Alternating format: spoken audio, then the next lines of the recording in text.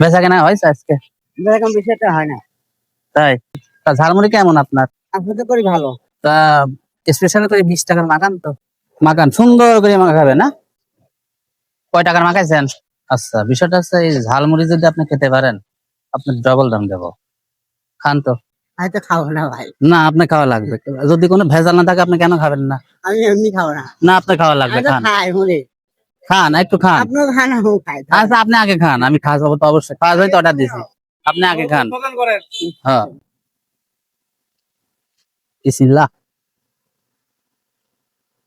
অসাধারণ ঝালমুড়ি ভাই, সেই স্বাদ। কত বছর আপনি বিক্রি করতেছেন? আপনার 15 বছর।